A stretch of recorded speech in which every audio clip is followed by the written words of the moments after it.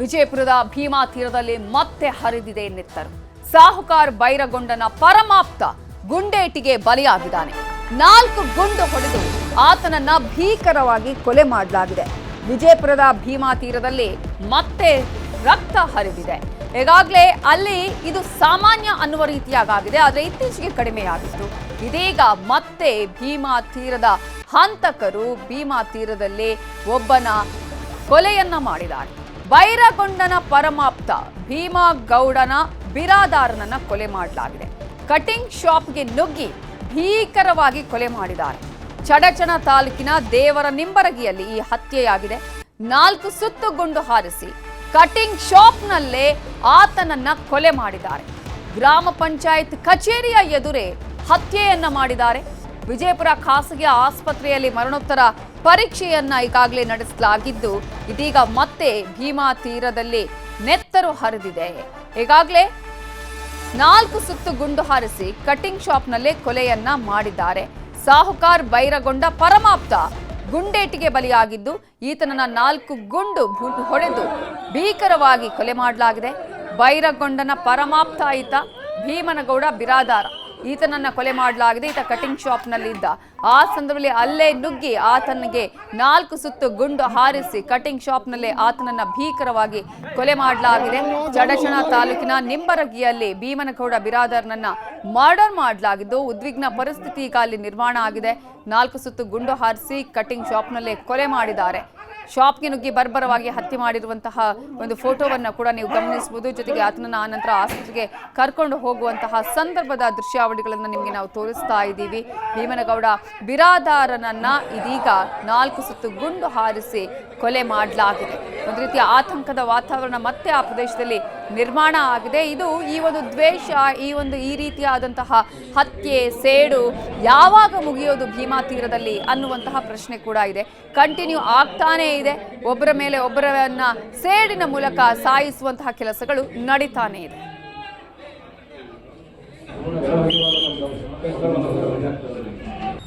ಏನು ಕಟಿಂಗ್ ಮಾಡಕ್ಕೆ ಹೋಗಿದ್ರು, ಕೆಲವೊಂದಿಷ್ಟು ದುಷ್ಕರ್ಮಿಗಳು ಕೂಡಿಕೊಂಡು ಕಣ್ಣಲ್ಲಿ ಕಾರ ಹೋಗೋದು, ಅವ್ರ ಮೇಲೆ 3 ಸುತ್ತಿನ ಗುಂಡನ್ನು ಹಾರಿಸಿರ್ತಾರೆ. ರೀಸನ್ ಅಂದ್ರೆ ಏನ್ರಿ, ಅವ್ರದ್ದು ಅಲ್ಲೇ ಊರಾಗಿಂದ ಕೆಲವೊಂದಿಷ್ಟು ಯುವಕರ ಜೋಡಿ ಏನೋ ವೈಷಮ್ಯ ಇತ್ತಂತೇಳಿ ಕೇಳಿ ಬರತ್ತದ್ರಿ. ಹಂಗಾಗಿ ಅವರೇ ಅವ್ರ ಮ್ಯಾಗ ಅಟ್ಯಾಕ್ ಮಾಡ್ಯಾರ ಅಂತೇಳಿ ಕೇಳಿ ಬರತ್ತದ. ಗ್ರಾಮ ಪಂಚಾಯತಿ ಈಗ ಆಲ್ರೆಡಿ ಅವರು ಈ ಸದ್ದ ದೇವ್ರಿಂಬರಿಗೆ ಗ್ರಾಮ ಪಂಚಾಯತಿ ಅಧ್ಯಕ್ಷರಿದ್ರು. ಆಮ್ಯಾಗ ಮಾಜಿ ಚಡ್ಚನ್ ತಾಲೂಕು ಗ್ರಾಮ ಪಂಚಾಯತಿ ಅಧ್ಯಕ್ಷರು, ತಾಲೂಕ್ ಪಂಚಾಯತಿ ಸದಸ್ಯರು.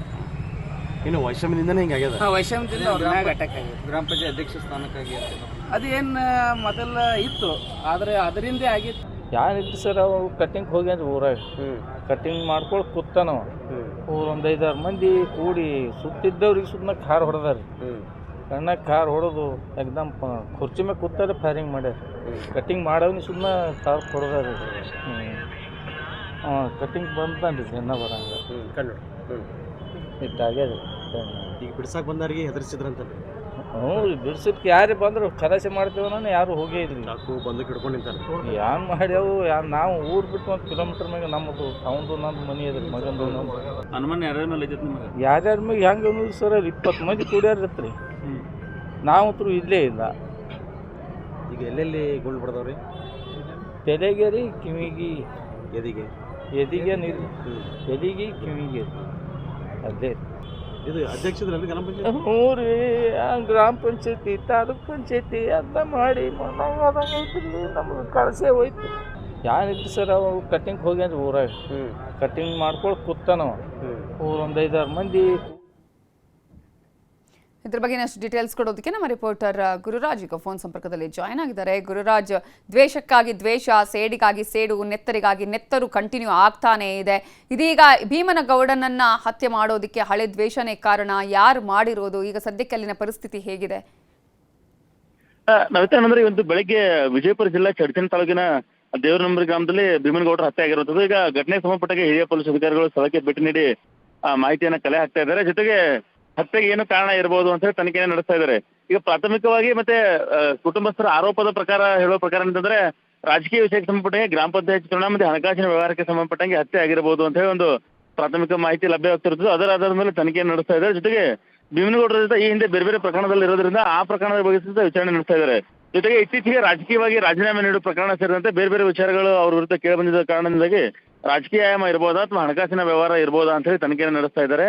ಜೊತೆಗೆ ಇನ್ನೊಂದು ಮಹತ್ವದಾಗಿ ಭೀಮನಗೌಡರು ಮಹದೇವ್ ಸಾಗರ್ಗೆ ಬಹಳಷ್ಟು ಆಪ್ತರಾಗಿದ್ದ ಕಾರಣದಿಂದಾಗಿ ಆ ಮಹದೇವ್ ಸಾಗರ್ ವಿರೋಧಿ ಗ್ಯಾಂಗ್ ಏನಾದ್ರೂ ಇದರಲ್ಲಿ ಇನ್ವಾಲ್ವ್ ಆಗಿರ್ಬೋದಾ ಅಥವಾ ಈ ರೀತಿ ಎಲ್ಲ ಆಯಾಮಗಳು ಸಹಿತ ತನಿಖೆಯನ್ನು ನಡೆಸ್ತಾ ಇದ್ದಾರೆ. ಈಗ ವಿಜಯಪುರದ BLD ಆಸ್ಪತ್ರೆಯಲ್ಲಿ ಆ ಮರಣೋತ್ತರ ಪರೀಕ್ಷೆ ನಡೀತಾ ಇರುವಂತದ್ದು. ಅಧಿಕಾರಿಗಳು ಸ್ಥಳಕ್ಕೆ ಭೇಟಿ ನೀಡಿ ಮರಣೋತ್ತರ ಪರೀಕ್ಷೆಯ ಪ್ರೊಸೀಜರ್ ಅನ್ನು ಮುಗಿಸ್ತಾ ಇದ್ದಾರೆ. ಅದಾದ ಬಳಿಕ ಕುಟುಂಬಸ್ಥರಿಗೆ ಸಂಜೆ ಮೃತದೇಹವನ್ನು ಹಸ್ತಾಂತರ ಮಾಡಿರುವಂತದ್ದು.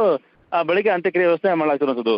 ಅದು ಹೇಗೆ ಆಯ್ತು ಅಂದ್ರೆ ಎಷ್ಟು ಜನ ಇದ್ರು? CCTV ಫುಟೇಜ್ಗಳನ್ನ ಕಲೆಕ್ಟ್ ಮಾಡ್ಕೊಂಡಿದ್ದಾರೆ ಕಟಿಂಗ್ ಶಾಪ್ ಅಲ್ಲಿ ಇದ್ದಂತಹ ಸಂದರ್ಭದಲ್ಲಿ ನಡೆದಂತಹ ಘಟನೆಗೆ ಸಂಬಂಧಪಟ್ಟ ಹಾಗೆ. ಯಾಕಂದ್ರೆ ಸ್ಥಳೀಯರು ಕೂಡ ಅಲ್ಲಿ ಬಿಡಿಸೋದಕ್ಕೆ ಹೋದಾಗ್ಲೂ ಕೂಡ ಅವರ ಮೇಲೆ ಕೂಡ ಒಂದು ರೀತಿಯಾದಂತಹ ಬೆದರಿಕೆಯನ್ನ ಹಾಕಿದ್ರು ಅನ್ನುವಂತಹ ಮಾಹಿತಿ ಇದೆ. ಇದ್ರ ಬಗ್ಗೆ ಡೀಟೇಲ್ಸ್ ಕೊಡೋದಾದ್ರೆ ನವಿತಾ ಏನಂದ್ರೆ ಬೆಳಿಗ್ಗೆ ಇವರು ಕಟಿಂಗ್ ಶಾಪ್ಗೆ ಹೋದಾಗ ಕಟಿಂಗ್ ಮಾಡ್ಕೊಳ್ಳೋಕೆ ಕೂತಾಗ ಏಕಾಏಕಿ ಬಂದಂತಹ ದುಷ್ಕರ್ಮಿಗಳು ಏನ್ ಮಾಡ್ತಾರೆ, ಫಸ್ಟ್ ಕಣ್ಣಿಗೆ ಖಾರದ ಪುಡಿಯನ್ನು ಇರ್ತಾರೆ. ಜೊತೆಗೆ ಪಕ್ಕದಲ್ಲೇ ಕಟಿಂಗ್ ಅಂಗಡಿಯನ್ನು ಇರ್ತಾನೆ, ಅವನಿಗೆ ಸಹಿತ ಬೆದರಿಕೆಯನ್ನ ಹಾಕ್ತಾರೆ. ಹಾಗಾಗಿ ಆತ ದೂರ ಸರ್ಕೋತಾನೆ. ಆ ವೇಳೆ ಇವರು ತಲೆಗೆ ಗುಂಡನ್ನು ಹಾರಿಸ್ತಾರೆ. ಈಗ ಪ್ರಾಥಮಿಕವಾಗಿ ಸುಮಾರು 5 ಗುಂಡುಗಳು ಅವ್ರು ತಲೆಗೆ ಹಾರಿಸಿದ್ದಾರೆ ಅಂತ ಹೇಳಿ ಅವ್ರಿಗೆ ಬಟ್ಟೆ ಕಟ್ಕೊಂಡವರು ಕಟಿಂಗ್ ಮಾಡ್ಕೊಳ್ಳೋ ಕಾರಣದಾಗಿ ಅವರಿಗೆ ಬೇರೆ ಕಡೆ ಎಲ್ಲೂ ಗುಂಡು ಹಾರಿಸಿಲ್ಲ, ಎಲ್ಲವೂ ತಲೆಗೆ ಹಾರಿಸಿದ್ದಾರೆ ಅಂತೇಳಿ. ಜೊತೆಗೆ ಗುಂಡು ಹಾರಿಸಿದ ಬಳಿಕ ಕೂಡಲೇ ಅವ್ರನ್ನ ಆಸ್ಪತ್ರೆಗೆ ತಗೊಂಡು ಹೋಗಬಾರ್ದು ಅನ್ನೋ ಕಾರಣಕ್ಕೆ ಯಾರೋ ಅವ್ರ ಮೇಲೆ ಗುಂಡನ್ನು ಹಾರಿಸಿದ್ರು. ಅವರು ಚಾಕು ತಗೊಂಡು ಮತ್ತೆ ಗನ್ನನ್ನು ತಗೊಂಡು ಅದೇ ಅಂಗಡಿ ಬಳಿ ಸುಮಾರು ಅರ್ಧ ಗಂಟೆವರೆಗೂ ವೇಟ್ ಮಾಡಿದ್ದಾರೆ. ಅಂದ್ರೆ ಸುತ್ತಮುತ್ತ ಯಾರಾದ್ರೂ ಬಂದ್ರು ಇವ್ರನ್ನ ರಕ್ಷಣೆ ಮಾಡಬಹುದು, ಬೇಗ ಆಸ್ಪತ್ರೆಗೆ ದಾಖಲು ಮಾಡಬಾರ್ದು ಅನ್ನೋ ಕಾರಣಕ್ಕೆ ಅಲ್ಲೇ ವೇಟ್ ಮಾಡಿದ್ರಿಂದ ಸುತ್ತಮುತ್ತ ಇರೋ ಜನ ಸಹಿತ ಇವ್ರನ್ನ ತಗೊಂಡು ಹೋಗಕ್ಕೆ ಆಗಿಲ್ಲ. ಸುಮಾರು 1 ಗಂಟೆ ಬಳಿಕ ಅವ್ರನ್ನ ಸ್ಥಳೀಯ ಚಡಚಣ ಆಸ್ಪತ್ರೆಗೆ ದಾಖಲು ಮಾಡಿ ಹೆಚ್ಚಿನ ಚಿಕಿತ್ಸೆಗೆ ವಿಜಯಪುರ ಆಸ್ಪತ್ರೆಗೆ ಕರ್ಕೊಂಡು ಬಂದಿದ್ರು. ಹಾಗಾಗಿ ಶ್ರುತಿ ಅವರು ಮೃತಪಟ್ಟಿರುವಂತದ್ದು. ನವಿತಾ, ಓಕೆ, ಈಗ ಅದರ ಹಳೆ ಪ್ರಕರಣಗಳು ಯಾವ್ಯಾವ್ದಿತ್ತು ಜಾಸ್ತಿಯಾಗಿ ಈ ಒಂದು ಪ್ರಕರಣದಲ್ಲಿ ಈತನಿಗೆ ಹಿಂಗಾಗಿರಬಹುದು ಅನ್ನುವಂತಹ ಪ್ರಕರಣಗಳನ್ನ ಯಾವುದನ್ನ ಈಗ ಜನ ಅಲ್ಲಿನ ಸ್ಥಳೀಯರು ಅಥವಾ ಅವರ ಕುಟುಂಬಸ್ಥರು ಹೇಳ್ತಾ ಇದ್ದಾರೆ? ನವಿತಾ, ಈಗ ಸ್ಥಳೀಯವಾಗಿ ಇರುವಂತಹ ಮಾಹಿತಿ ಅಥವಾ ಜನರ ಗ್ರಾಮಸ್ಥರು ಮಾತಾಡ್ಕೊಳ್ಳುವಂಥದ್ದು ಒಂದು ಸಾರಾಟವಾಗಿ ಬರುವಂತ ಅಭಿಪ್ರಾಯ ಅಂದ್ರೆ ಏನು, ಗ್ರಾಮ ಪಂಚಾಯತ್ ವಿಚಾರಕ್ಕೆ ಸಂಬಂಧಪಟ್ಟಂಗೆ ಕೊಲೆಯಾಗಿದೆ ಅಂತ. ಇತ್ತೀಚೆಗೆ ಗ್ರಾಮ ಪಂಚಾಯತಿ ಚುನಾವಣೆ ಸಂಬಂಧಪಟ್ಟಂಗೆ ಎದುರಾಳಿಗಳ ಜೊತೆ ಅವ್ರದ್ದು ಕಲಹ ಆಗಿತ್ತು. ಕೆಲವು ತಿಂಗಳ ಹಿಂದಷ್ಟೇ ಪ್ರಕರಣ ಸಹಿತ ಇವ್ರ ಪರವಾಗಿದ್ದವರು ಇವ್ರ ವಿರೋಧಿಗಳ ಮೇಲೆ ಪ್ರಕರಣ ದಾಖಲು ಮಾಡಿದ್ರು. ಈ ರೀತಿಯ ಗ್ರಾಮ ಪಂಚಾಯತಿ ವಿಚಾರಗಳು ಮತ್ತೆ ಹಣಕಾಸಿನ ವಿಚಾರಕ್ಕೆ ಗಲಾಟೆಗಳಾಗಿದ್ವು ಅಂತ ಹೇಳಿ, ಕಳೆದ ತಿಂಗಳು ಸಹಿತ ಗಲಾಟೆ ಆಗಿದ್ವು ಅಂತ ಹೇಳಿ. ಹಾಗಾಗಿ ಅದೇ ಪ್ರಕರಣ ಈಗ ಇರ್ಬೋದು ಅಂತ ಹೇಳಿ ಪ್ರಾಥಮಿಕವಾಗಿ ಮಾಹಿತಿ. ಇವರು ಮಹದೇವ್ ಸಾಗರ್ ಜೊತೆ ಆಪ್ತರಾಗಿದ್ರು ಸಹಿತ ಈ ಕ್ರಿಮಿನಲ್ ಬ್ಯಾಕ್ಗ್ರೌಂಡ್ ಅಲ್ಲಿ ಅಷ್ಟಾಗಿ ಇರಲಿಲ್ಲ. ಹಾಗಾಗಿ ಆ ವಿಚಾರದಲ್ಲಿ ಬಹಳಷ್ಟು ಇವ್ರ ಹೆಸರು ಕೇಳಿ ಬರ್ತಾ ಇಲ್ಲ. ಜೊತೆಗೆ ಧರ್ಮರಾಜ್ ಚಡಚಣ ಹತ್ಯೆ ಪ್ರಕರಣದಲ್ಲಿ ಇವ್ರ ಹೆಸರು ಕೇಳಿ ಬಂದಿತ್ತು. 8ನೇ ಆರೋಪಿಯಾಗಿದ್ರು. ಆದ್ರೆ ಆ ಪ್ರಕರಣದ ಬಳಿಕ ಬಹಳಷ್ಟು ಇದರಿಂದ ದೂರ ಉಳ್ಕೊಂಡ್ಬಿಟ್ಟಿದ್ರು. ಹಾಗಾಗಿ ಬಹುತೇಕ ಹಳೆಯ ಪ್ರಕರಣಗಳಿಗಿಂತಲೂ ಈ ಹಣಕಾಸಿನ ವ್ಯವಹಾರ ಮತ್ತೆ ಗ್ರಾಮ ಪಂಚಾಯತಿ ವಿಚಾರಣೆ ಕೊಲೆಗೆ ಪ್ರಮುಖ ಕಾರಣ ಅಂತೇಳಿ ಮೇಲ್ನೋಟಕ್ಕೆ ಅನಿಸ್ತಾ ಇರುತ್ತದೆ. ಕೆಲವೇ ಕ್ಷಣಗಳಲ್ಲಿ ಜಿಲ್ಲಾ ಪೊಲೀಸ್ ವರಿಷ್ಠಾಧಿಕಾರಿ ಸಹಿತ ಅದರ ಬಗ್ಗೆ ಸ್ಪಷ್ಟನೆಯನ್ನು ನೀಡಿರುವಂತದ್ದು. ನವಿತಾ, ಈಗ ಹೇಗಿದೆ ಅಲ್ಲಿ? ಯಾವ ರೀತಿಯಾಗಿ ಪೊಲೀಸರು ಭದ್ರತೆಯನ್ನ ಕೈಗೊಂಡಿದ್ದಾರೆ? ಯಾವ ರೀತಿಯ ಪರಿಸ್ಥಿತಿ ಇದೆ? ನವಿತಾ, ಈಗ ಗ್ರಾಮದಲ್ಲಿ ಸಹಿತ ಒಂದ್ ಕಡೆ ಅವರ ಬೆಂಬಲಿಗರು ಅಥವಾ ಅವ್ರಿಗೆ ಆಪ್ತರಿದ್ದವರು ಹತ್ಯೆ ಮಾಡಿದ ಆರೋಪಿಗಳನ್ನ ಕೂಡಲೇ ಬಂಧಿಸಬೇಕು, ಕಠಿಣ ಕ್ರಮ ಕೈಗೊಳ್ಳಬೇಕು ಅಂತ ಒಂದ್ ಕಡೆ ಆಗ್ರಹ ಮಾಡ್ತಾ ಇದ್ದಾರೆ. ಜೊತೆಗೆ BLD ಆಸ್ಪತ್ರೆ ಏನಿದೆ ಅಲ್ಲಿ ಅವ್ರ ಆಪ್ತರು ಅವ್ರ ಬೆಂಬಲಿಗರು ಸಹಿತ ಇದ್ದಾರೆ. ಜೊತೆಗೆ ಖುದ್ದು ಮಹದೇವ್ ಸಾಗರ್ ಬೈರಗೊಂಡು ಸಹಿತ BLD ಆಸ್ಪತ್ರೆಯಲ್ಲೇನೆ ಏನು ಅವರು ಭೀಮನಗೌಡರನ್ನ ತಗೊಂಡ್ಬರ್ಲಾಗ್ತದೆ ಆಂಬುಲೆನ್ಸ್, ಅದರಿಂದ ಫಾಲೋ ಅಪ್ ಮಾಡ್ಕೊಂಡು ಸೆಕ್ಯೂರಿಟಿಯಲ್ಲಿ ಅವರು ಸಹಿತ ಬಂದಿದ್ದಾರೆ.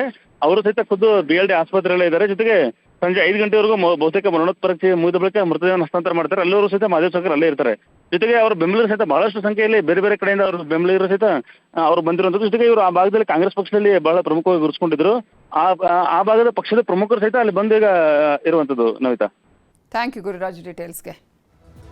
ಧರ್ಮಸ್ಥಳ ಬುರುಡೆ ಕೇಸ್ನಲ್ಲಿ ಚಿನ್ನಯ್ಯ ಬಂಧನ ಪ್ರಕರಣಕ್ಕೆ ಸಂಬಂಧಪಟ್ಟ ಹಾಗೆ ಇವತ್ತಿಗೆ ಮಾಸ್ಕ್ ಮ್ಯಾನ್ ಚಿನ್ನಯ್ಯನ ಕಸ್ಟಡಿ ಅಂತ್ಯವಾಗುವ ಹಿನ್ನೆಲೆಯಲ್ಲಿ ಕೋರ್ಟ್ಗೆ ಹಾಜರುಪಡಿಸಿದ್ದಾರೆ SIT ಅಧಿಕಾರಿಗಳು. ಧರ್ಮಸ್ಥಳ ಬುರುಡೆ ಪ್ರಕರಣಕ್ಕೆ ಸಂಬಂಧಪಟ್ಟ ಹಾಗೆ ಷಡ್ಯಂತ್ರ ಅಥವಾ ಈ ಪ್ರಕರಣದಲ್ಲಿ ಇದೀಗ ಚಿನ್ನಯ್ಯನೇ ಆರೋಪಿಯಾಗಿ ಬಂಧನಕ್ಕೆ ಒಳಪಟ್ಟು SIT ಅಧಿಕಾರಿಗಳಿಗೆ ಈಗ ವಶಕ್ಕೆ ಕೊಟ್ಟಿದೆ ಕೋರ್ಟ್. ಈ ಹಿನ್ನೆಲೆಯಲ್ಲಿ ಆತನನ್ನ ತೀವ್ರವಾಗಿ ವಿಚಾರಣೆ ಮಾಡಿರುವಂತಹ SIT ಅಧಿಕಾರಿಗಳು ಇದೀಗ ಈತನನ್ನ ಕೋರ್ಟ್ಗೆ ಹಾಜರುಪಡಿಸಿದ್ದಾರೆ. ಕಾರಣ ಇವತ್ತಿಗೆ ಆತನ ಕಸ್ಟಡಿ ಅಂತ್ಯ ಆಗತ್ತೆ. SIT ಅಧಿಕಾರಿಗಳಿಗೆ ಕೊಟ್ಟಂತಹ ಕಸ್ಟಡಿ ಅಂತ್ಯ ಆಗುವಂತಹ ಹಿನ್ನೆಲೆಯಲ್ಲಿ ಇದೀಗ ಚಿನ್ನಯ್ಯನನ್ನ ಕೋರ್ಟ್ಗೆ ಹಾಜರುಪಡಿಸಿದ್ದಾರೆ. ಈಗಾಗಲೇ ಚಿನ್ನಯ್ಯನನ್ನ ಮೆಡಿಕಲ್ ಟೆಸ್ಟ್ ಕೂಡ ಮಾಡಿ ಮುಗಿಸಿದ್ದಾರೆ SIT ಅಧಿಕಾರಿಗಳು. ಬೆಳ್ತಂಗಡಿ ಕೋರ್ಟ್ ಎದುರು ಹಾಜರುಪಡಿಸಿದ್ದಾರೆ SIT ಅಧಿಕಾರಿಗಳು. ಚಿನ್ನಯ್ಯ ಪರ ವಾದಿಸೋದಕ್ಕೆ ಬಂದಿದೆ ವಕೀಲರ ತಂಡ. ಮಂಗಳೂರಿನಿಂದ ಬಂದಿದ್ದಾರಂತೆ ಚಿನ್ನಯ್ಯ ಪರ ವಕೀಲರು. ಉಚಿತವಾಗಿ ನಾವು ಚಿನ್ನಯ್ಯನ ಪರವಾಗಿ ವಾದಿಸ್ತೀವಿ ಅಂತ ಹೇಳಿ ವಕೀಲರ ತಂಡ ಬಂದಿದೆ ಅನ್ನುವಂತಹ ಮಾಹಿತಿ ಕೂಡ ಇದೀಗ ಲಭ್ಯ ಆಗ್ತಾ ಇದ್ದು, ಇದೀಗ ಮತ್ತೆ 3 ದಿನಗಳ ಕಾಲ ತಮ್ಮ ವಶಕ್ಕೆ ಕೊಡಿ ಅಂತ ಹೇಳಿ ಎಸ್ಐಟಿ ಅಧಿಕಾರಿಗಳು ಕೇಳುವ ಸಾಧ್ಯತೆಗಳು ಕೂಡ ಇದೆ. ಆಲ್ರೆಡಿ ನಾವು ಗಮನಿಸಿದ್ವಿ, ಈ ಪ್ರಕರಣದಲ್ಲಿ ಸಾಕಷ್ಟು ರೀತಿಯ ಬೇರೆ ಬೇರೆ ಆಯಾಮಗಳನ್ನು ಕೂಡ ಈಗ ಪಡೆದುಕೊಂಡಿದೆ. ಆತ ಕೊಟ್ಟ ಹೇಳಿಕೆಯ ಆಧಾರದಲ್ಲಿ, ಆತ ನೀಡುವಂತಹ ಮಾಹಿತಿಯ ಆಧಾರದ ಮೇಲೂ ಕೂಡ ಅಧಿಕಾರಿಗಳು ಈಗಾಗಲೇ ತನಿಖೆಯನ್ನ ಮಾಡ್ತಾ ಇದ್ದಾರೆ. ಸ್ಥಳ ಮಹಜರು ಪ್ರಕರಣಗಳನ್ನ ಅಂದ್ರೆ ಸ್ಥಳ ಮಹಜರನ್ನು ಕೂಡ ಮಾಡಿದ್ದಾರೆ. ಬೆಂಗಳೂರಿಗೆ ಕೂಡ ಕರ್ಕೊಂಡು ಬಂದಿದ್ರು. ಬೆಂಗಳೂರು 2-3 ಕಡೆಗಳಲ್ಲಿ ಸ್ಥಳ ಮಹಜರು ಪ್ರಕ್ರಿಯೆಯನ್ನ ನಡೆಸಿದ್ದಾರೆ. ಜೊತೆಗೆ ಮಹೇಶ್ ಶೆಟ್ಟಿ ತಿಮರೋಡಿ ಆಗಿರ್ಬೋದು, ಆತನ ಸಹೋದರ ಮೋಹನ್ ಶೆಟ್ಟಿ ತಿಮರೋಡಿ ಅವರ ಮನೆಯಲ್ಲೂ ಕೂಡ ಮಹಜರು ಪ್ರಕ್ರಿಯೆ ಶೋಧ ಕಾರ್ಯವನ್ನ ಮಾಡಿದ್ರು.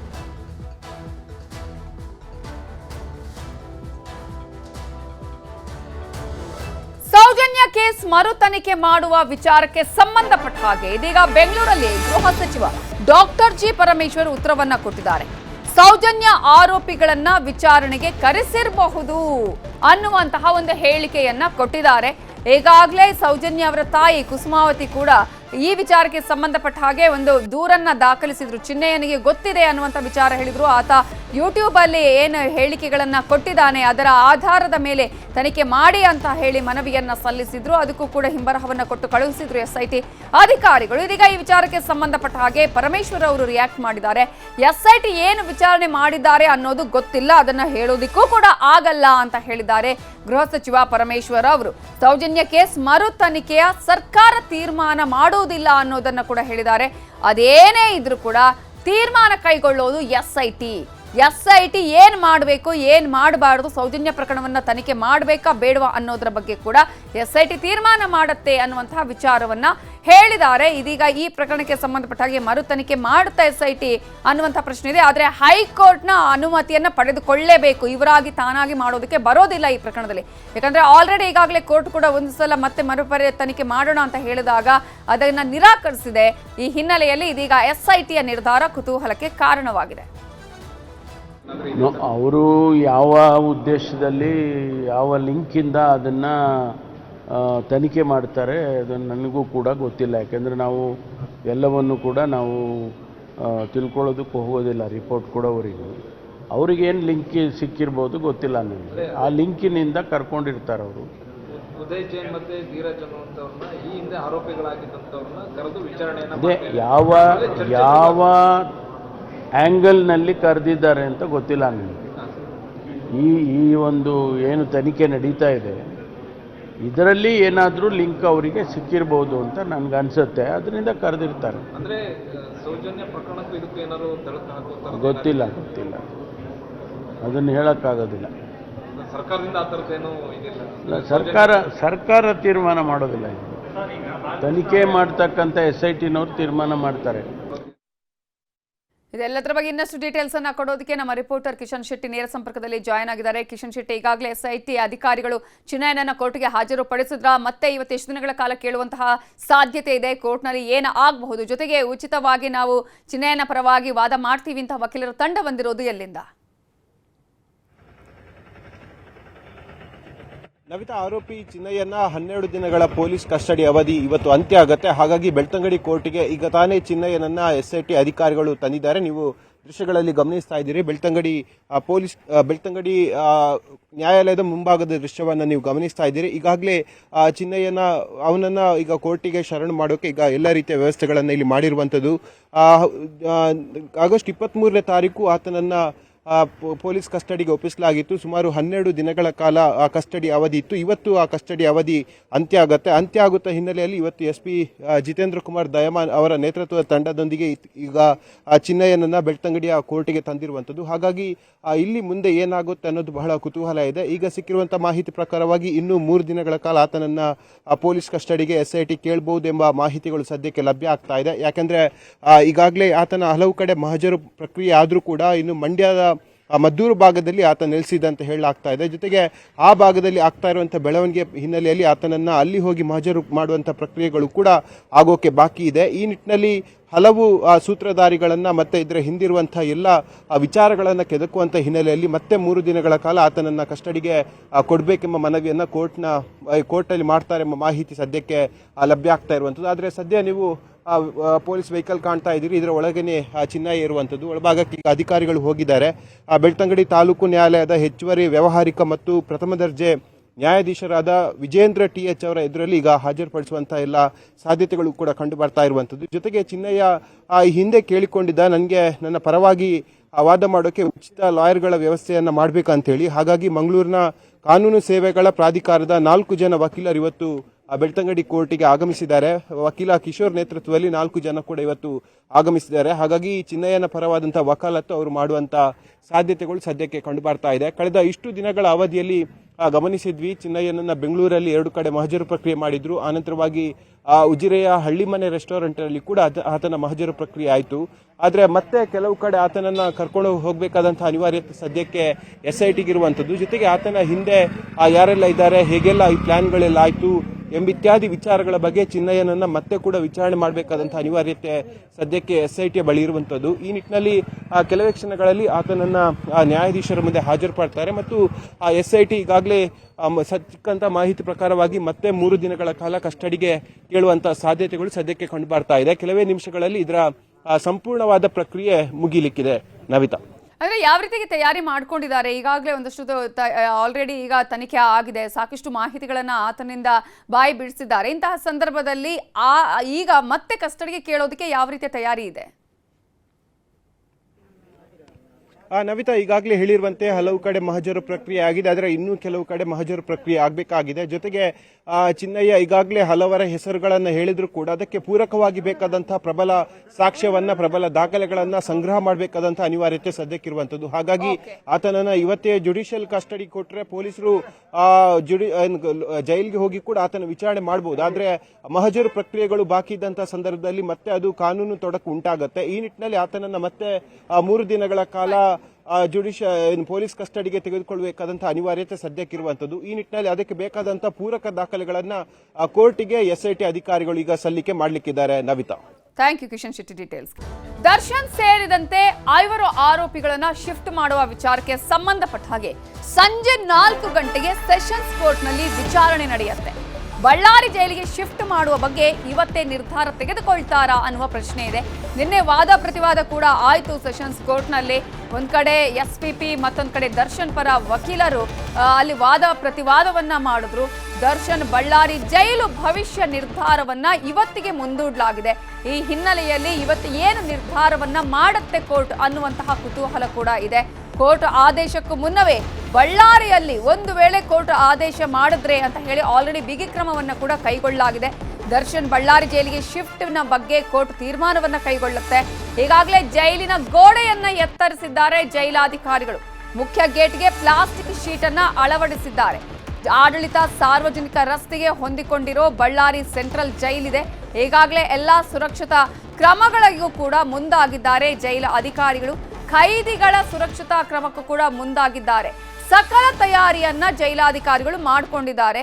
ಈಗಾಗಲೇ ಈ ಹಿಂದೆ ಈ ರೇಣುಕಾಸ್ವಾಮಿ ಕೊಲೆ ಪ್ರಕರಣದ ಆರೋಪಿ ಪರಪ್ಪನ ಅಗ್ರಹಾರ ಜೈಲಲ್ಲಿದ್ದಂತಹ ದರ್ಶನ್ ಆ ನಂತರ ರಾಜಾತಿಥ್ಯ ಪ್ರಕರಣಕ್ಕೆ ಸಂಬಂಧಪಟ್ಟ ಹಾಗೆ ಬಳ್ಳಾರಿ ಜೈಲಿಗೆ ಶಿಫ್ಟ್ ಆಗಿದ್ರು. ಬಳ್ಳಾರಿ ಜೈಲಿನಿಂದ ಅವರಿಗೆ ಜಾಮೀನನ್ನು ಕೂಡ ಪಡ್ಕೊಂಡಿದ್ರು. ಆದರೆ ಆ ನಂತರ ಆತ ಜಾಮೀನನ್ನು ಪಡ್ಕೊಂಡು ಸುಪ್ರೀಂ ಕೋರ್ಟ್ನಲ್ಲಿ ಮತ್ತೆ ಈ ಒಂದು ಪ್ರಕರಣದ ವಿಚಾರಣೆ ಆದಂತಹ ಸಂದರ್ಭದಲ್ಲಿ, ಯಾಕಂದ್ರೆ ಸರ್ಕಾರಿ ಪರ ವಕೀಲರುಗಳು, ತನಿಖಾಧಿಕಾರಿಗಳು ಅವರಿಗೆ ಬೇಲನ್ನು ಕ್ಯಾನ್ಸಲ್ ಮಾಡಬೇಕು ಅಂತ ಹೇಳಿ ಸುಪ್ರೀಂ ಕೋರ್ಟ್ ಕದ ತಟ್ಟಿದಾಗ ಸುಪ್ರೀಂ ಕೋರ್ಟ್ ಅವರ ಬೇಲನ್ನು ಕ್ಯಾನ್ಸಲ್ ಮಾಡ್ತು. ಆ ಸಂದರ್ಭದಲ್ಲಿ ಇದ್ದಂತಹ ಕುತೂಹಲ, ಬಳ್ಳಾರಿ ಜೈಲಿಗೆ ಶಿಫ್ಟ್ ಮಾಡ್ತಾರಾ ಅಥವಾ ಪರಪ್ಪನ ಅಗ್ರಹಾರಕ್ಕೆ ಶಿಫ್ಟ್ ಮಾಡ್ತಾರಾ ಅಂತ ಹೇಳಿ. ಸದ್ಯಕ್ಕೆ ಪರಪ್ಪನ ಅಗ್ರಹಾರ ಜೈಲಲ್ಲಿರುವಂತಹ ದರ್ಶನ್ ಅನ್ನ ಬಳ್ಳಾರಿ ಜೈಲಿಗೆ ಶಿಫ್ಟ್ ಮಾಡಬೇಕು ಅಂತ ಹೇಳಿ ಅಧಿಕಾರಿಗಳು ಕೇಳ್ಕೊಂಡಿದ್ದಾರೆ. ಇದರ ಬಗ್ಗೆ ಇನ್ನಷ್ಟು ಡೀಟೇಲ್ಸ್ ಅನ್ನ ಕೊಡೋದಿಕ್ಕೆ ನಮ್ಮ ರಿಪೋರ್ಟರ್ ಗಂಗಾಧರ್ ಈಗ ನೇರ ಸಂಪರ್ಕದಲ್ಲಿ ಜಾಯ್ನ್ ಆಗಿದ್ದಾರೆ. ಗಂಗಾಧರ್, ಈಗಾಗಲೇ ಬಳ್ಳಾರಿ ಜೈಲಿಗೆ ದರ್ಶನ್ ಅಂಡ್ ಗ್ಯಾಂಗ್ ಅನ್ನ ಶಿಫ್ಟ್ ಮಾಡುವ ಕುರಿತಂತೆ 4 ಗಂಟೆಗೆ ಸೆಷನ್ಸ್ ಕೋರ್ಟ್ನಲ್ಲಿ ಇವತ್ತೇ ತೀರ್ಮಾನವನ್ನ ಕೊಡುವಂತಹ ಅಥವಾ ನಿರ್ಧಾರವನ್ನ ಮಾಡುವ ಸಾಧ್ಯತೆ ಇದೆಯಾ? SPP ಆಗಿರ್ಬೋದು, ದರ್ಶನ್ ಪರ ವಕೀಲರ ವಾದ ಪ್ರತಿವಾದ ನಿನ್ನೆ ಯಾವ ರೀತಿಯಾಗಿತ್ತು? ನವಿತಾ ಜೈನ್, ಪ್ರಮುಖವಾಗಿ ನಟ ದರ್ಶನ್ ಸೇರಿದಂತೆ 5 ಮಂದಿ ಆರೋಪಿಗಳನ್ನ ಬಳ್ಳಾರಿ ಸೇರಿದಂತೆ ಬೇರೆ ಬೇರೆ ಜೈಲಿಗೆ ಶಿಫ್ಟ್ ಮಾಡುವಂತಹ ವಿಚಾರವಾಗಿ ಸುದೀರ್ಘವಾದಂತಹ ನಿನ್ನೆ ವಾದ ಪ್ರತಿವಾದಗಳು ಕೂಡ ನಡೆಯಿತು. ಈ ಸಂದರ್ಭದಲ್ಲಿ SPP ಅವರು ಅವರನ್ನ ಬೇರೆ ಬೇರೆ ಜೈಲುಗಳಿಗೆ ಶಿಫ್ಟ್ ಮಾಡಬೇಕು ಮತ್ತು ಆಡಳಿತಾತ್ಮಕ ಮತ್ತು ಭದ್ರತಾ ದೃಷ್ಟಿಯಿಂದ ಅವರನ್ನ ಶಿಫ್ಟ್ ಮಾಡಬೇಕು ಅಂತೇಳಿ ಅವರು ಮನವಿಯನ್ನ ಮಾಡ್ಕೊಂಡಿದ್ರು. ಆದರೆ ಯಾಕೆ ಅವರನ್ನು ಶಿಫ್ಟ್ ಮಾಡಬಾರ್ದು? ಒಂದು, ಈಗಾಗಲೇ ಅವ್ರಿಗೆ ಬೇಗ ಸುಪ್ರೀಂ ಕೋರ್ಟ್ ಕೂಡ ಗೈಡ್ಲೈನ್ಸನ್ನು ಕೊಟ್ಟಿರುವಂಥದ್ದು, ಬೇಗ ಟ್ರಯಲ್ ಪ್ರಾರಂಭ ಆಗಬೇಕು ಅಂತೇಳಿ, ಮತ್ತು ಕೋರ್ಟ್ಗೆ ಅವರನ್ನು ಬೇಗ ಅವರನ್ನು ಅಂದರೆ ಅವರು ಆಗಾಗ ಹಾಜರಾಗಬೇಕಾಗುತ್ತೆ. ಹೀಗಾಗಿ ಸಮಸ್ಯೆ ಆಗುತ್ತೆ. ಸಾಕಷ್ಟು ಸುಮಾರು 300ಕ್ಕೂ ಹೆಚ್ಚು ಕಿಲೋಮೀಟರ್ ಅಂತರ ಇರುತ್ತೆ. ಈಗ ಡೈಲಿ ಬಂದು ಹೋಗೋದಕ್ಕಾಗೋದಿಲ್ಲ. ಹೀಗಾಗಿ ಅವರನ್ನು ಇಲ್ಲೇ ಪರಪ್ಪನಗರ ಜಿಲ್ಲೆಯಲ್ಲಿ ಇರಿಸಬೇಕು ಅಂತೇಳಿ ದರ್ಶನ್ ಪರ ವಕೀಲರಾಗಿರುವಂಥ ಅವರ ಹಿರಿಯ ವಕೀಲರು ಸಂದೇಶ್ ಚೌಟ್ ಅವರಾಗಿರ್ಬೋದು ಮತ್ತು ಸುನೀಲ್ ಅವರು ಕೂಡ ವಾದವನ್ನು ಮಾಡಿದರು. ಇವತ್ತು 4 ಗಂಟೆಗೆ ಮತ್ತೆ ವಿಚಾರಣೆ ಇರುವಂಥದ್ದು. ಈ ನಿಟ್ಟಿನಲ್ಲಿ ಅವರು ದರ್ಶನ್ ಪರವಾಗಿ ಮತ್ತೆ ಇವತ್ತು ನಾವು ವಾದವನ್ನು ಮಾಡ್ತೇವೆ ಅಂತೇಳಿ ಇವಾಗ ಕಾಲವಕಾಶವನ್ನು ಕೋಡ್ಕೊಂಡಿರುವಂಥದ್ದು. ಹೀಗಾಗಿ ಇವತ್ತಿಗೆ ವಿಚಾರಣೆ ಮುಂದೂಡಿಕೆ ಇದೆ. ಸಾಕಷ್ಟು ಕುತೂಹಲ ಇರುವಂಥದ್ದು ಏನಂತಂದರೆ, ಇವತ್ತು ವಿಚಾರಣೆಯ ನಡುವೆ ಏನಾದರೂ ಆದೇಶ ಆಗುತ್ತಾ ಅನ್ನೋ ಕುತೂಹಲ ಸಾಕಷ್ಟು ಇರುವಂಥದ್ದು. ಯಾಕೆಂದರೆ ವಾದ ಪ್ರತಿವಾದಗಳಾಗಿದೆ. SPP ಅವರು ಬಲವಾಗಿ ಅದಕ್ಕೆ ಬೇಕಾದಂಥ ಒಂದು ವಾದವನ್ನು ಮಾಡಿರುವಂಥದ್ದು. ಯಾಕಂದರೆ ಹಿಂದೆ ಅವರನ್ನು ಬೇರೆ ಬೇರೆ ಜೈಲುಗಳಿಗೆ ಶಿಫ್ಟ್ ಮಾಡಲಾಗಿತ್ತು. ಯಾಕೆ ಜೈಲಿಂದ ಅವರನ್ನು ಶಿಫ್ಟ್ ಮಾಡಲಾಯಿತು? ಪರಪ್ಪನಗರದಲ್ಲಿ ನಡೆದಂಥ ಘಟನೆಗಳು, ಕೇಸ್ಗಳಿಗೆ, ವಿಚಾರಕ್ಕೆ ಸಂಬಂಧಪಟ್ಟಂತೆ ಸುಪ್ರೀಂ ಕೋರ್ಟ್ ಯಾವ ರೀತಿ ಅದನ್ನು ತರಾಟೆಗೆ ತೆಗೆದುಕೊಂಡಿತ್ತು? ಯಾಕೆ ಅವರನ್ನು ಶಿಫ್ಟ್ ಮಾಡ್ತಾ ಇದ್ದೇವೆ? ಆಡಳಿತಾತ್ಮಕ ದೃಷ್ಟಿಯಿಂದ ಅವರನ್ನು ಶಿಫ್ಟ್ ಮಾಡಬೇಕು ಅನ್ನೋ ಕಾರಣಕ್ಕೋಸ್ಕರ ಆ ಬಗ್ಗೆ ಪ್ರತಿಪಾದಿಸಿದ್ರು. ಅದೇ ರೀತಿಯಾಗಿ ಉಳಿದ ಆರೋಪಿಗಳ ಪರ ವಕೀಲರು ಕೂಡ ಚರ್ಚೆಯನ್ನು ಮಾಡಿದ್ರು. ಅದಕ್ಕೆ ವಾದವನ್ನು ಪ್ರತಿವಾದಗಳು ಆಲಿಸಲಾಯಿತು. ಒಂದು, ಇವತ್ತು ಬಳ್ಳಾರಿಯ ಶಿಫ್ಟ್ ವಿಚಾರ ಆಗಿರ್ಬೋದು. ಮತ್ತೊಂದು, ಪ್ರಮುಖವಾಗಿ ದರ್ಶನ್ ಸೇರಿದಂತೆ ಉಳಿದ ಆರೋಪಿಗಳಿಗೆ ಮೂಲಭೂತ ಅಂದರೆ ಸೌಲಭ್ಯಗಳನ್ನು ವ್ಯವಸ್ಥಿತವಾಗಿ ಜೈಲಲ್ಲಿ ಕೊಡಬೇಕಾದಂಥ ಸೌಲಭ್ಯಗಳನ್ನು ಕೊಡ್ತಾ ಇಲ್ಲ. ದಿಂಬು, ಹಾಸಿಗೆ ಮತ್ತು ಬ್ರೆಡ್ಶೀಟ್ ಕೊಡಬೇಕು ಅನ್ನೋ ವಿಚಾರವನ್ನು ಏನಿದೆ ಆ ಬಗ್ಗೆಯೂ ಕೂಡ ಇವತ್ತು ವಿಚಾರಣೆ ಇರುವಂಥದ್ದು. ಇವತ್ತು ಪ್ರಮುಖವಾಗಿ ಬಳ್ಳಾರಿ ಶಿಫ್ಟ್ ವಿಚಾರವಾಗಿ ಮತ್ತೆ ಈಗ ದರ್ಶನ್ ಪರ ವಕೀಲರು ಕಾಲಾವಕಾಶ ಕೇಳಿರುವಂಥ ಹಿನ್ನೆಲೆಯಲ್ಲಿ ಇವತ್ತು ಅವರು ಯಾವ ಒಂದು ಆ್ಯಂಗಲ್ನಲ್ಲಿ ಯಾವ ಒಂದು ಒಂದು ವಾದವನ್ನು ಮಾಡ್ತಾರೆ ಅನ್ನೋದು ಸಾಕಷ್ಟು ಕುತೂಹಲ ಇದೆ. ಇದರ ನಡುವೆ ಕೋರ್ಟಲ್ಲಿ ಏನಾದರೂ ಬೆಳವಣಿಗೆಗಳಾದರೆ ಅಂದರೆ ಆ ಸದ್ಯಕ್ಕೆ ಜೈಲಲ್ಲಿ ಕೂಡ ಪ್ರಿಪ್ರೇಷನ್ಸ್ ಮಾಡ್ಕೊಳ್ಬೇಕಾಗುತ್ತೆ. ಹೀಗಾಗಿ ಬಳ್ಳಾರಿ ಜೈಲಿನಲ್ಲಿ ಈಗಾಗಲೇ ಅಲ್ಲಿ ಬೇಕಾದಂಥ ವ್ಯವಸ್ಥೆಗಳನ್ನು ಅಂದರೆ ಒಂದು ಶೆಲ್ಟರ್ ರೀತಿಯಲ್ಲಿ ಅಂದರೆ ಅಲ್ಲಿ ಎತ್ತರವಾಗಿ ಒಂದು ಶೀಟನ್ನು ಹಾಕಲಾಗಿದೆ. ಯಾಕಂದರೆ ಹಿಂದೆ ಅಲ್ಲೆಲ್ಲರೂ ಕೂಡ ಸಾರ್ವಜನಿಕರು ಎಲ್ಲರೂ ಕೂಡ ನೋಡುವಂಥದ್ದೆಲ್ಲ ಕೂಡ ಸಾಕಷ್ಟು ಜನ ಮುನ್ನುಗ್ತಾ ಇದ್ರು. ಹೀಗಾಗಿ ಆ ರೀತಿಯ ಸಮಸ್ಯೆಗಳಾಗಬಾರ್ದು ಅಂತ. ಯಾಕಂದ್ರೆ ನಟ ದರ್ಶನ ಅಲ್ಲಿ ಹೋಗ್ತಾ ಇದ್ದಂತೆ ಸಾಕಷ್ಟು ಮಂದಿ ಅಲ್ಲಿ ಜಮಾವಣೆ ಆಗುವಂಥ ಸಾಧ್ಯತೆಗಳಿರುತ್ತೆ. ಹಾಗಾಗಿ ನಿಯಂತ್ರಣ ಮಾಡುವಂಥದ್ದು ಕೂಡ ಕಷ್ಟ ಆಗುತ್ತೆ. ಹೀಗಾಗಿ ಅವರು ಮುಂಜಾಗ್ರತಾ ಕ್ರಮವಾಗಿ ಯಾವುದೇ ರೀತಿಯಾದಂಥ ಆದೇಶ ಬರ್ಬೋದು ಅನ್ನೋ ರೀತಿಯಲ್ಲಿ ಅವರು ಮುಂಜಾಗ್ರತಾ ಕ್ರಮವಾಗಿ ಪ್ರಿಸನ್ಸ್ ಡಿಪಾರ್ಟ್ಮೆಂಟ್ ಅವರ ಆರ್ಡರ್ ಪ್ರಕಾರವಾಗಿ ಅಲ್ಲಿನ ಜೈಲರ್ ಅಲ್ಲಿಗ ಬಳ್ಳಾರಿ ಜೈಲಲ್ಲಿ ಬೇಕಾದಂಥ ವ್ಯವಸ್ಥೆಗಳನ್ನ ಮಾಡ್ಕೊಂಡಿದ್ದಾರೆ. ಬ್ಯಾರಕ್ ಆಗಿರ್ಬೋದು, ಹಿಂದೆ ಇದ್ದಂಥ ಬ್ಯಾರಕ್ ಆಗಿರ್ಬೋದು, ಮತ್ತು ಆ ಸೆಂಟರ್ ಏನಿದೆ ಅಂದರೆ ಅಲ್ಲಿ ಫ್ರಂಟ್ ಇದರಲ್ಲಿ ಏನಿದೆ ಅದಕ್ಕೆ ಬೇಕಾದಂಥ ಎತ್ತರವಾಗಿ ಶೀಟ್ಗಳನ್ನು ಹಾಕುವಂಥದ್ದಾಗಿರ್ಬೋದು, ಅಲ್ಲಿ ಕೋಣೆ ಹತ್ರ ವ್ಯವಸ್ಥಿತವಾಗಿ CCTV ಅಬ್ಸರ್ವ್ ಮಾಡುವಂಥದ್ದಾಗಿರ್ಬೋದು, ಈ ಎಲ್ಲ ವ್ಯವಸ್ಥೆಗಳನ್ನು ಮಾಡ್ಕೊಳ್ತಾ ಇದ್ದಾರೆ. ಈ ನಡುವೆ ಇವತ್ತು ಕೋರ್ಟಲ್ಲಿ ಏನು ಆದೇಶ ಬರುತ್ತೆ ಅನ್ನೋದು ಸಹ ಸಾಕಷ್ಟು ಕುತೂಹಲ ಇರುವಂಥದ್ದು. ಇವತ್ತು ದರ್ಶನ್ ಪರ ವಕೀಲರು ಇದನ್ನು ಹೊರತುಪಡಿಸಿ ಅಂದರೆ ಆ ಒಂದು ನಿನ್ನೆ ಆದಂಥ ವಾದವನ್ನು ಪ್ರತಿನಿಧಿಸಿ ಬೇರೆ ಇನ್ನಿತರ ಯಾವುದೋ ಒಂದು ಅಂಶಗಳನ್ನು ಉಲ್ಲೇಖ ಮಾಡ್ತಾ ಇರೋದು ಕೂಡ ನೋಡಬೇಕಾಗುತ್ತೆ. ನವಿತಾ ಜೈನ್. Thank you Gangadhar Reddy. ದಸರಾ ಉದ್ಘಾಟನೆಗೆ ಸಾಹಿತಿ ಬಾನು ಮುಷ್ತಾಕ್ ಅವರನ್ನ ಸರ್ಕಾರ ಆಯ್ಕೆ ಮಾಡಿದೆ. ವಿಶ್ವವಿಖ್ಯಾತ ನಾಡ ಹಬ್ಬ ದಸರಾವನ್ನ ನೀವು ಉದ್ಘಾಟನೆ ಮಾಡಬೇಕು ಅಂತ ಕೇಳ್ಕೊಂಡಾಗ ಬಹಳ ಸಂತೋಷವಾಗಿ ಬಾನು ಮುಷ್ತಾಕ್ ಅವರು ಒಪ್ಕೊಂಡಿದ್ದಾರೆ. ಆದ್ರೆ ದಸರಾ ಉದ್ಘಾಟನೆಯ ಆಹ್ವಾನವನ್ನ ನೀವು ತಿರಸ್ಕರಿಸಿ ಅಂತ ಹೇಳಿ ಬಾನು ಮುಷ್ತಾಕ್ಗೆ ಇದೀಗ ಮನವಿಯನ್ನ ಮಾಡ್ಕೊಂಡಿದ್ದಾರೆ. ಬಾನು ಮುಷ್ತಾಕ್ ಅವರ ಮನೆಗೆ ಭೇಟಿ ಕೊಟ್ಟಿದ್ದಾರೆ ಕಾರ್ಯಕರ್ತರು, ಅಂದ್ರೆ ರಾಷ್ಟ್ರ ರಕ್ಷಣಾ ಸೇನೆ ಕಾರ್ಯಕರ್ತರು ಅವರ ಮನೆಗೆ ಹೋಗಿದ್ದಾರೆ. ಅವರ ಮನೆಗೆ ಹೋಗಿ ಅವ್ರ ಹತ್ರ ಮನವಿಯನ್ನ ಮಾಡ್ಕೊಂಡಿದ್ದಾರೆ. ನೀವು ಈ ಒಂದು ಆಹ್ವಾನವನ್ನ ತಿರಸ್ಕರಿಸಿ ಅಂತ ಕೇಳ್ಕೊಂಡಿದ್ದಾರೆ. ತಾವು ಭುವನೇಶ್ವರಿ ತಾಯಿ ಬಗ್ಗೆ ವಿರೋಧವನ್ನ ಮಾಡಿ ಮಾತನಾಡಿದ್ದೀರಿ ಹಿಂದೆ.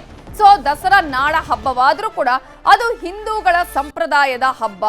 ನಮ್ಮ ಸಂಸ್ಕೃತಿಯನ್ನ ನೀವು ಒಪ್ಪಲ್ಲ, ಭುವನೇಶ್ವರಿಯನ್ನೇ ನೀವು ಒಪ್ಪಿಲ್ಲ. ಇಂತಹ ಸಂದರ್ಭದಲ್ಲಿ ಇದೀಗ ದಸರಾ ಉದ್ಘಾಟನೆಗೆ ನಿಮ್ಮನ್ನ ಆಯ್ಕೆ ಮಾಡಿದ್ದಕ್ಕೆ ನೀವು ಇದರಿಂದ ಹಿಂದೆ ಸರಿಯಿರಿ ಅಂತ ಹೇಳಿ ಮನವಿಯನ್ನ ಮಾಡ್ಕೊಂಡಿದ್ದಾರೆ. ನೀವು ಕನ್ನಡ ಸಾಹಿತ್ಯ ಸಮ್ಮೇಳನದ ಅಧ್ಯಕ್ಷರಾಗಿ ಆದ್ರೆ ಇದರಿಂದ ಹಿಂದೆ ಸರಿಯಿರಿ ಅಂತ ಹೇಳಿ ಕಾರ್ಯಕರ್ತರು ಮನವಿಯನ್ನ ಸಲ್ಲಿಸಿದ್ದಾರೆ. ಮುಸ್ತಾಕರ್ ಅವರು ಈ ಸಂಘರ್ಷಗಳ ನಡುವೆ ದಸರಾ ಉದ್ಘಾಟನೆ ಮಾಡಬಾರ್ದು, ನೀವು ವಾಪಸ್ ತಗೊಳ್ಳಿ ದಸರಾ ಉದ್ಘಾಟನೆಯಿಂದ ಅಂತ ಹೇಳಿದ್ವಿ. ಅದ್ರ ವಿಚಾರವಾಗಿ ಅವ್ರ ಮನೆಗೆ ಮಾತಾಡೋಕೆ ಹೋಗಿದ್ವಿ.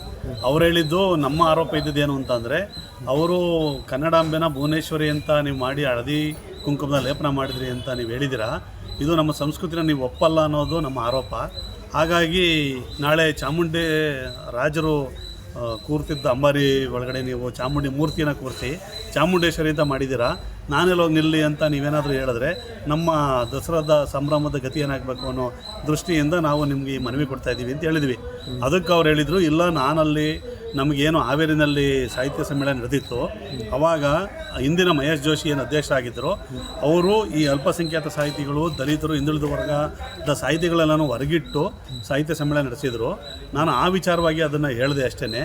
ಅದನ್ನು ಈ ರೀತಿ ಬೇರೆಯವರು ತಿರುಗಿಸಿ ಇದ್ರ ಬಗ್ಗೆ ಇನ್ನಷ್ಟು ಡೀಟೇಲ್ಸ್ ಕೊಡೋದಕ್ಕೆ ನಮ್ಮ ರಿಪೋರ್ಟರ್ ಕೃಷ್ಣಮೂರ್ತಿ ಈಗ ಫೋನ್ ಸಂಪರ್ಕದಲ್ಲಿ ಜಾಯ್ನ್ ಆಗಿದ್ದಾರೆ. ಕೃಷ್ಣಮೂರ್ತಿ, ರಾಷ್ಟ್ರ ರಕ್ಷಣಾ ಸಮಿತಿ ಇದೀಗ ಮನವಿಯನ್ನ ಬಾನು ಮುಷ್ತಾಕ್ ಅವರಿಗೆ ಮಾಡಿದೆ, ನೀವು ಈ ಒಂದು ಉದ್ಘಾಟನಾ ಸಮಾರಂಭದಿಂದ ಹಿಂದೆ ಸರಿಯಿರಿ ಅಂತ ಹೇಳಿ. ಬಾನು ಮುಷ್ತಾಕ್ ಅವರ ಪ್ರತಿಕ್ರಿಯೆ ಅದಕ್ಕೆ ಯಾವ ರೀತಿ ಆಗಿತ್ತು? ಇದೀಗ ಇವರ ಮನವಿಯಲ್ಲಿರುವಂತಹ ಅಂಶಗಳನ್ನ ಅವರು ಪರಿಗಣನೆಗೆ ತೆಗೆದುಕೊಂಡಿದ್ದಾರಾ, ಹೇಗೆ?